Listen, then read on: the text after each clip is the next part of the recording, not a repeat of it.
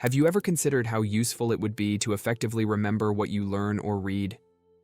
Over the past years, I have developed a practical method that has proven to be extremely helpful for mastering complex subjects ranging from applied biology to personal productivity. This system is based on an essential premise. To truly learn, it is necessary to divide the process into two distinct and complementary phases. The first focuses on acquiring information, while the second is dedicated to assimilating and reprocessing it. Many people believe that learning is simply about accumulating large amounts of content. They engage in speed reading, use accelerated audiobooks, or consume hours of tutorials nonstop, convinced that continuous exposure will automatically lead to a greater mastery of information.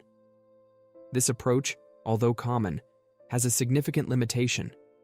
It often results in shallow understanding. The human brain is not designed to passively retain and organize an overwhelming volume of data. Frequently, much of what is introduced into the mind fades away quickly. True understanding doesn't come from mere acquisition. It comes from transforming information into consolidated knowledge. This process requires time and deliberate effort. Think about it. When you learn something new, it initially exists as raw data. If it's not reprocessed or connected to other knowledge, it tends to disappear. This is where the consolidation phase comes into play, a critical component that unfortunately is often neglected. Additionally, many people confuse speed with effectiveness. Imagine reading a book quickly. You might feel productive, but how much of the information can you actually recall and apply? Without a strategy to process what you've learned, your efforts may be in vain. On the other hand, effective learning involves balancing the amount of content absorbed with the time spent processing it. Only then can you achieve lasting and tangible results. Before delving into the details of the method, it's helpful to answer an important question. Is it really possible to remember everything we read? The short answer is no. But fortunately, that's not our goal. The idea is not to accumulate every detail, but to focus on relevant and applicable information. Let's consider an interesting example. An imaginary individual we'll call John Smith, known for his exceptional memory. Imagine someone who can read a book once and remember every single detail, words, sentences, even punctuation marks. This ability, which for many might seem like an extraordinary or even superhuman gift, allows John to quickly memorize information with astonishing precision. However, it's important to consider the limitations of such talent. If John were to take a test that goes beyond mere memorization, such as one requiring analysis or the application of information in complex contexts, his extraordinary memory might prove less useful than expected. That's because, as powerful as the ability to remember may be, it doesn't guarantee deep understanding. Memory and reasoning are distinct skills. The former stores data, while the latter enables interpreting and using it creatively or to solve problems. Another crucial aspect is the type of learning involved. John's memory allows him to recall exact information, but without a network of logical or conceptual connections, those data risk remaining isolated and difficult to apply in new situations. Imagine, for instance, solving a complex mathematical problem. Knowing formulas by heart is helpful, but being able to apply them flexibly and contextually is what truly makes the difference. This highlights how an extraordinary memory can only be an advantage when paired with analytical and reasoning skills that make full use of the stored information. The system I'm sharing enables you to use information in the most effective way, ensuring it aligns with your goals.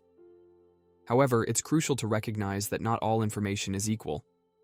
To address this, I categorize content into 5 main types, identified by the acronym PACER. Each category has a specific management strategy designed to maximize learning and minimize the risk of forgetting.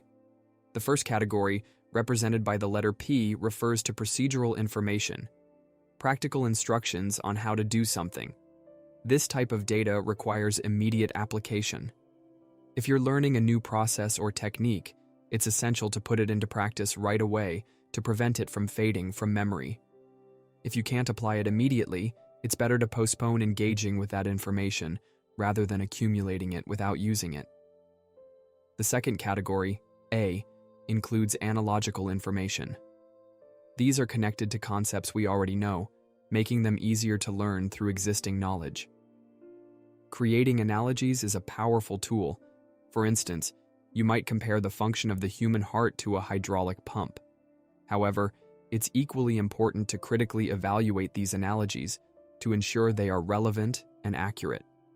The third group, marked by the letter C, deals with concepts, which form the core of theoretical knowledge. When discussing concepts, we refer to theories, fundamental principles, and the relationships between various ideas. These elements are the foundation for understanding and solving complex problems, providing a mental structure that connects seemingly isolated information. To master concepts, one of the most effective tools is mind mapping. This approach involves creating a visual representation of information, organizing it into a network that highlights connections and relationships. Drawing a mind map not only helps you retain concepts more clearly, but also stimulates the brain to think more creatively and associatively. For example, imagine studying the principles of classical physics. A mind map might start with primary concepts like force, motion, and energy, branching out into subcategories that explore specific laws, practical examples, and mathematical formulas. This method enables you to visualize the entire network of information and easily identify weak points or areas requiring further exploration. Moreover, mind maps facilitate information recall. When you remember one element, you often recall related concepts thanks to the visual and associative structure. This tool is particularly beneficial for students, professionals, and anyone seeking to learn more efficiently and comprehensively. In essence, mind mapping transforms passive learning into an active and dynamic process. Understanding individual concepts is important, but seeing how they intertwine and contribute to a coherent overall vision makes learning more meaningful and enduring. The fourth and fifth categories, E and R, focus on two distinct types of information: evidence and references. Evidence consists of concrete and specific details that help reinforce and support broader concepts. These might include statistical data, study results, experiments, or practical examples that make theoretical concepts more understandable and applicable. For instance, in a psychology book, evidence might be studies on human behavior or statistics demonstrating a social phenomenon. Integrating this information into your learning solidifies understanding and makes ideas more tangible and defensible. References, on the other hand, encompass details that, while less critical for the immediate comprehension of a topic, may prove useful for future consultations or specific inquiries. For example, author names, historical dates, or technical lists can be classified as references. While not central to mastering a concept, such information can add depth to knowledge or support further research. Both categories require an effective archiving system. For managing evidence, tools like flashcards, digital note-taking apps, or knowledge organization software can be incredibly useful. These tools allow you to quickly access critical data when needed. References, on the other hand, can be collected in organized databases or summary tables, making them readily available for later consultations. For instance, a researcher might maintain a well-structured bibliography to support future publications or projects. Mastering evidence and references means building a personal system that not only helps you remember, but also strategically utilize information. This process not only enhances your learning capacity, but also makes it easier to practically apply acquired knowledge in complex and diverse contexts. The key to this method is maintaining a balance between the absorption and consolidation phases. Dedicate the necessary time to process what you learn, avoiding overloading yourself with too much information at once. This approach not only improves your memory, but also enables you to use knowledge effectively and practically in your projects or daily life. I would love to hear what you think in the comments below. Subscribe to the channel and activate the bell so you don't miss any content, and thanks for watching this video.